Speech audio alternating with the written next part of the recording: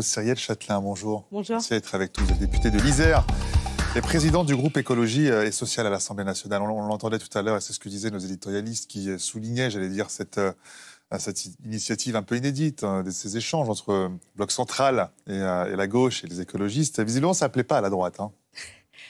Ils sont un peu jaloux. Il y a eu effectivement une réunion entre les groupes du macroniste, EPR, Modem et Horizon, et une partie des groupes de gauche. Pourquoi ? Parce qu'à un moment, on voit bien que chacun donne ses positions dans les médias et qu'il nous semblait important qu'on puisse au moins, autour d'une table, objectiver les propositions de chacun. Quelle est la conclusion de cette réunion ? En fait, c'est vraiment un coup d'épée dans l'eau. C'est-à-dire que Gabriel Attal, on a globalement au sein du bloc central un jeu un peu de dupe entre le gouvernement et EPR, chacun se renvoyant la balle. Sébastien Lecornu nous disant c'est à l'Assemblée qu'il faut faire des compromis, et Gabriel Attal nous disant mais nous, on ne bouge pas s'il n'y a pas de déclaration du Premier ministre. Donc on voit bien qu'en ce moment, ils sont en train de se faire enliser les débats parce qu'il y a un refus absolu d'aller chercher, de mettre à contribution les milliardaires. Donc il y a eu cette réunion pour au moins ne pas se parler par presse interposée, mais globalement, ça ne donne rien parce qu'on a un bloc central assez inflexible. Donc ça doit se faire, j'allais dire, dans les couloirs à huis clos, comme le regrette non, ça ne Manuel Bompard. Ça ne se fait pas dans les couloirs à huis clos. Parce que c'est ce que déplore Manuel Bompard. Oui, mais alors, écoutez, moi, j'ai eu cette réunion et le reste, je suis constamment dans l'hémicycle avec Manuel Bompard, avec Olivier Faure, avec Boris Vallaud, avec l'ensemble de mon groupe. En fait, je pense qu'il y a aussi beaucoup de fantasmes autour de ce qui se passe. C'est vrai qu'on travaille et que pour le moment, à ce stade, il n'y a pas cette idée que tout serait caché n'est pas vrai. En tout cas, de notre part, c'est assez clair. Nos propositions sont connues, le groupe écologiste et social les a présentées. On a un enjeu dans ce budget d'aller rechercher des recettes, que ça soit par exemple via la taxe Zuckman pleine et entière sur les patrimoines des ultra-riches ou sur la question des successions avec le pacte Dutreil. Aujourd'hui, c'est ça notre objectif, faire de nouvelles recettes pour pouvoir après financer la transition énergétique et les services publics. Vous avez lu ce matin, j'imagine, l'interview de Gérard Larcher, le président du Sénat, oui, dans le Parisien aujourd'hui en France, qui avertit clairement le Sénat rétablira la réforme des retraites si l'Assemblée la suspend. Pas question d'accepter n'importe quoi, dit-il. Il met un gros coup de pression, là. Alors déjà, il y a deux choses. La réforme des retraites, la proposition du gouvernement, c'est un ralentissement du calendrier. C'est-à-dire que les générations nées entre 1964 et 1968 vont partir 3 mois plus tôt en retraite que ce qui était prévu par la réforme Borne. Un ralentissement qui va coûter 100 millions en 2026 et 1,4 milliard en 2027. Ce qui était très loin des chiffres extrêmement élevés qu'on nous donnait. Mais donc, c'est un ralentissement et c'est bien pour ces générations-là. Mais à partir de la génération née en 1969, la réforme, elle s'applique. Donc, on est effectivement sur un ralentissement de calendrier. Déjà, première chose, je pense qu'il faut dire exactement ce qu'il y a de ce qui est proposé par le gouvernement. La deuxième chose, c'est qu'effectivement, le Sénat peut décider de voter contre sur les questions budgétaires. Le dernier mot revient à l'Assemblée nationale. Et il n'y aura pas de vote à l'Assemblée nationale, de toute façon, sans la suspension. Avec ce report du calendrier, ça va être, à mon avis, extrêmement difficile parce que le budget de la sécurité sociale est extrêmement dur et met à contribution 99% des Français et notamment les plus faibles. Mais sans ça, il n'y a même pas de discussion. On a le sentiment que Gérard Larcher jalouse en quelque sorte la relation, en tout cas les concertations qui se déroulent en ce moment entre Sébastien Lecornu et Olivier Faure. Il ne s'en cache pas dans le. Oui, peut-être, mais je suis assez désolée, ça ne m'intéresse pas. En fait, on est dans un moment où on a un budget.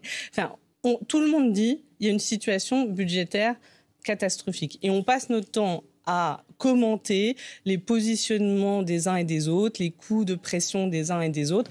En fait, moi, ça, c'est très bien. Gérard Larcher, il fait sa une sur le Parisien. Très bien.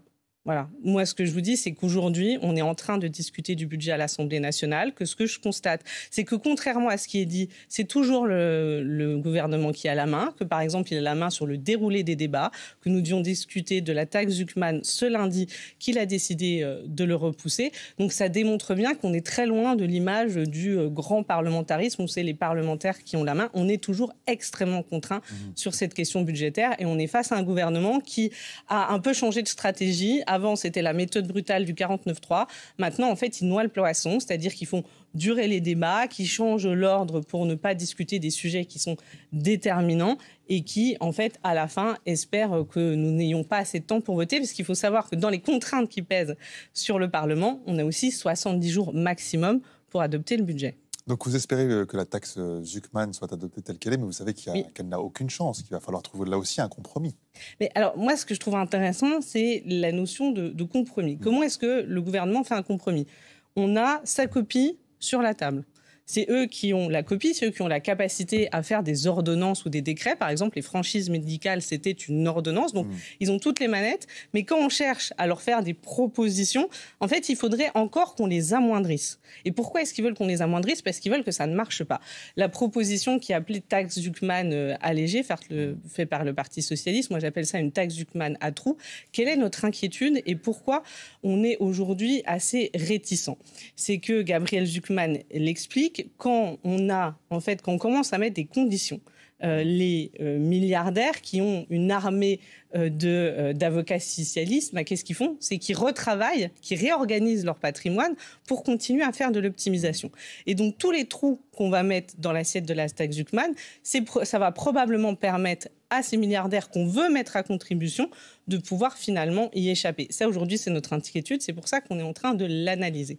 Le patron des Républicains, Laurent Wauquiez, qui a justement évoqué ce totem de la droite, la défiscalisation des heures supplémentaires. Cette mesure va coûter 1 milliard d'euros, selon la ministre des Comptes publics, Amélie de Montchalin. Vous êtes opposé, vous, à cette mesure? Oui, nous sommes opposés à cette mesure parce que... Vous pensez vraiment que ça va freiner la création d'emplois? Mais alors, c'est pas que je le pense, c'est que c'est prouvé. C'est-à-dire que ça fait maintenant 30 ans que l'État, aujourd'hui, paye une partie des hausses de salaire par les allégements de cotisations. C'est-à-dire que normalement, dans l'augmentation des salaires, il y a deux discussions. Il y a l'employeur, il y a le salarié. Et là, on a mis un troisième acteur qui est l'État, qui prend de plus en plus en charge, à la place des employeurs, les augmentations de salaire. Qu'est-ce qu'on s'aperçoit après 30 ans? On s'aperçoit que le nombre de créations d'emplois en France n'est pas supérieur à ses voisins européens. C'est-à-dire qu'il suit la conjoncture. Ça n'a pas d'effet fort et à long terme sur la création d'emplois. C'est aujourd'hui prouvé. Mieux vaut augmenter les salaires? Alors oui, déjà, mieux vaut augmenter les salaires. Et la question, c'est le partage de la valeur. Quand on voit dans les entreprises du CAC 40 qu'il y a c'est un accroissement, mais c'est même plus un accroissement. C'est effectivement une très forte augmentation des dividendes et qu'à l'inverse, on demande à l'État de payer les augmentations de salaire via des allégements de cotisations. Ce n'est pas normal. Les travailleurs, c'est eux qui font la richesse de l'entreprise par leur travail. C'est normal qu'une partie des bénéfices n'aille pas augmenter les dividendes reçus par les actionnaires, mais aille augmenter leur salaire. Et aujourd'hui, c'est ça qui est cassé. C'est-à-dire que, alors que la droite nous dit qu'il faut moins d'État, ils demandent à l'État, finalement, de prendre en charge une partie des salaires à la place des employeurs. Ça, ce n'est pas normal. Et je le dis tout de suite, je sais qu'ils vont me dire, il y a les petites boîtes. Effectivement, qu'on accompagne les toutes petites PME qui n'arrivent pas à payer sur l'augmentation du SMIC ou l'augmentation des salaires, très bien. Mais aujourd'hui, vous savez que les principaux bénéficiaires de ces allégements, ça va être des grands groupes, par exemple, comme Carrefour. Et Carrefour, aujourd'hui, non seulement il a les moyens de payer l'augmentation de salaire des salariés, mais en plus, il n'y a pas de risque de délocalisation. Donc, en fait, moi, je ne comprends pas la stratégie de la droite, si ce n'est continuer à faire des cadeaux aux actionnaires des grandes entreprises et aux très gros actionnaires. Vous serez appelé à voter à début décembre pour désigner un candidat écologiste qui participera à la primaire de la gauche, initiée en juillet dernier entre socialistes, écologistes et ex-insoumis. Et puis il y a cette déclaration de Marine Tondelier dans le Nouvel Obs. Une seule candidate donc, qui s'est déclarée à cette heure-ci, Marine Tondelier. Vous auriez préféré qu'il y en ait d'autres, des candidats ? Moi, c'est pas à moi de dire qu'il doit se porter candidat ou pas. Je vois que Une autre Marine est possible, c'est son slogan sur ses tracts, justement. Oui. Alors, Marine Tondelier, enfin, vous n'êtes pas forcément d'accord, non? Une autre Marine est possible. Enfin, moi, je préfère dire l'écologie, c'est possible. Voilà, mais j'entends, je comprends. Il y a quand même du vert dans le tract. Hein, bon. Ah non, mais et Marine porte extrêmement bien, de manière positive, l'écologie. C'est juste, voilà, je pense que c'est ce message-là. Aujourd'hui, et je pense que c'est ce qu'on doit dire aussi, que l'écologie fait partie des acteurs déterminants. J'entendais Philippe Brun du PS tout à l'heure qui disait « mais si les socialistes s'abstiennent, le budget tombe ». Mais en fait, si les socialistes sont les seuls à gauche qui s'abstiennent, ils tombent. Donc en fait, aujourd'hui, on a des socialistes qui se font un peu plus gros qu'ils ne sont. Moi, je trouve qu'on doit être dans un moment d'affirmation de l'écologie politique, à la fois et notamment sur les questions de fond, la construction budgétaire, lors des municipales pour défendre le bilan de nos maires. Et bien sûr qu'il faut qu'on aille porter nos propositions lors de la primaire de la gauche, en tout cas peser sur la construction d'un programme de gauche écologiste pour les présidentielles. Il y aurait dû y avoir plusieurs candidats écolos, selon vous? C'est pas à moi de dire... Enfin, alors, premièrement, on a effectivement Marine Tondelier, qui est notre secrétaire nationale, qui est légitime, qui logiquement se présente à la présidentielle et s'y prépare.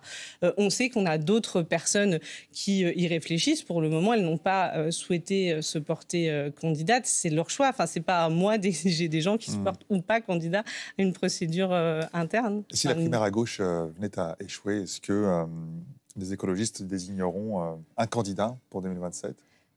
Mais moi, je suis assez d'accord avec Marine Tondelier. Je ne veux pas envisager cette hypothèse. En fait, alors que l'extrême droite est au plus haut dans les sondages, on ne peut pas accepter l'hypothèse de la division de la gauche.